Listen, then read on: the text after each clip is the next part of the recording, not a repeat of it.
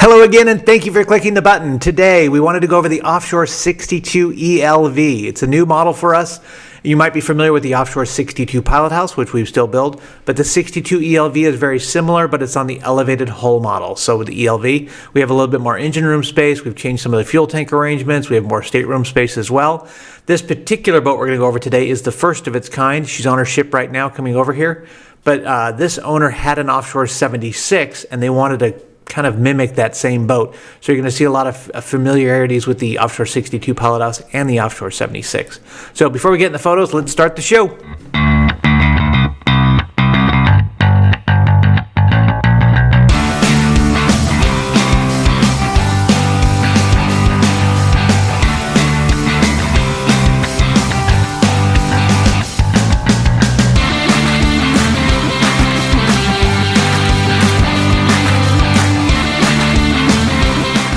Okay, great. Thanks again for clicking. I appreciate it.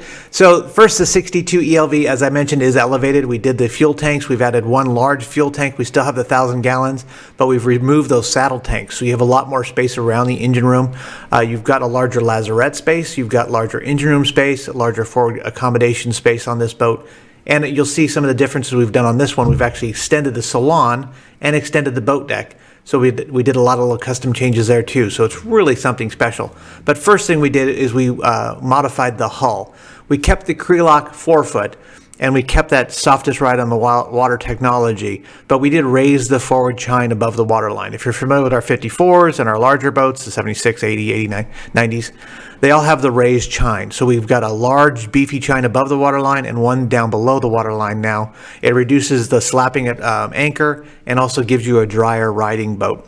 So that you see here right before she's lifted on the ship. Here she is on the ship, and this is a great picture for a couple different reasons. One, this owner did full teak decking, so you've got teak all the way around the boat. You've got a full teak cap rail. He did a custom teak table at the bow seat, as you can see there. But this is a great shot for showing you the forward 3 windows. We've done this on a few of the boats now. The 54 was the last one. This is the new version. This will be on the 62 Pilot House as well, but just giving you a lot more openness and more visibility to the forward area.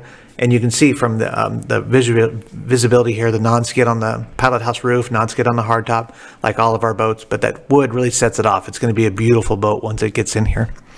Here's the profile of the boat when she was doing her first sea trials. This is, again, the ELV, so we're a little bit taller than the Pilot House. The windows are covered here with a tape for the yard purposes. But you can see that we took the transom all the way to the end of the swim platform. This is the extended cockpit version of the boat. They're going to put a TNT on the back. We have a seating area back there like their 76 before, so we have actually a table and some built-in seating and a secondary lazarette, which is great. We also extended the boat deck back on this one, not all the way because it looked a little bit clunky, so we took it back about 2/3 the way, and they're going to put a piece of canvas back there if it rains, but realistically it just looked better from the profile. We also pulled the settee on the flybridge aft a little bit and gave it a barbecue cabinet. So a very beautiful profile of this boat. It looks a little bit more like the 76s than the older Pilot House versions of the boat. On the flybridge, as I mentioned, we pulled the settee aft about 12 inches, giving you the ability to do this full wraparound U settee.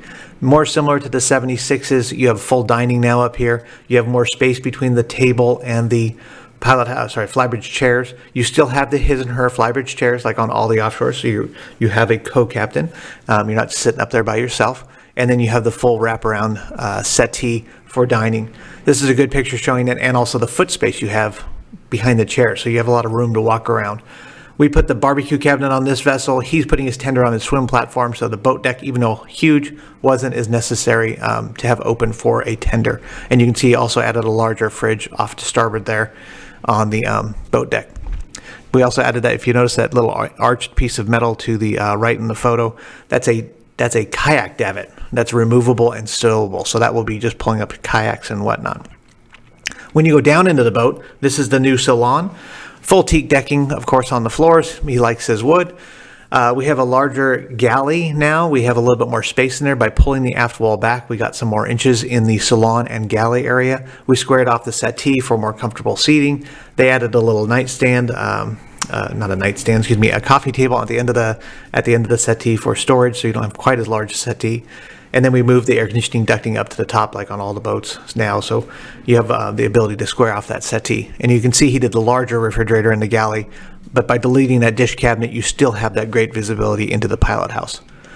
When you go into the pilot house, we move that settee back a few inches. We're gaining a little bit more foot space, so you have more walk around between the table and the chairs. You still have the two helm chairs, the captain and co-captain. You still have port and starboard access doors to the walk around.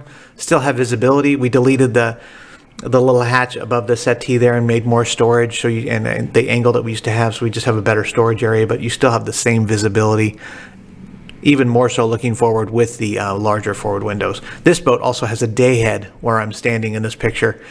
We didn't get a good picture of it, but we'll put one in the next video. This is kind of a meatball surgery version of this. I did want to show you the galley though. You can see we gain more foot space in the galley as well. You're getting a lot more floor space, and with the white honeycomb granites, it's lighter, but it does brighten up the boat a lot, and you have a lower splash. These are all owner choices that they made. They have the pop-up outlets you see there in the stainless. Really a pretty boat. It's going to be much lighter, open, airy, but the teak flooring really sets off that whole area. When you go down below, I didn't have a lot of shots of this area. I don't have the VIP. The VIP is very similar to what you see on a 62, so you are very familiar with that. But I did want to show you the VIP head. This one, we did the lap straking. We added the marble to the floor all the way across, opening up the floor space. They added glass on both the walls on the shower. So you have glass door, glass wall by the head, and glass wall by the sink, just opening it up more. They added the rain shower you can see there in the ceiling. Just a very nice guest head. We also expanded the walls a little bit, so you have a little bit more inches all over, just expanding that whole area. The big change on this particular boat, trying to make it that 76, we gave him the 76 stateroom. You've got a full walk-around king, midship master. You've got port and starboard large ports. You've got hanging lockers port and starboard. We did a little bit of white work with the pillars on either side of the bed, along with the mirror. Gave him a seating area. It's really a nice stateroom. It's a big, almost 76 size stateroom. But by doing that, we had to delete that third bunk cabin, and they were fine with it because by doing that, we got the bunk cabin turned into a VIP head. I'm sorry, not a VIP, the master stateroom head. And we, on the ELV, because you have the more height on the deck, we could actually raise the floor up a little bit. This particular boat is going to have more of a 62 pilot house headroom because we raised that floor up and brought the floor down in the bunk cabin so they met equally. So you didn't have a big step up into the bunk cabin. And you got this large, beautiful head in the master stateroom. So those are really the good pictures right now of the 62 ELV. It will be here again on the 21st. I think it arrives in Seattle, and then we're going to pick it up, take it up to our outstation in Anacortes. She'll be on the dock there for pretty much forever until he decides to sell her. That's a good spot. It's in Skyline. We have a rental home there that we use as our outstation. So if you ever want to come up to Seattle and take a look at the boat, let us know. We will have the boat open, ready, and prepared to show for you.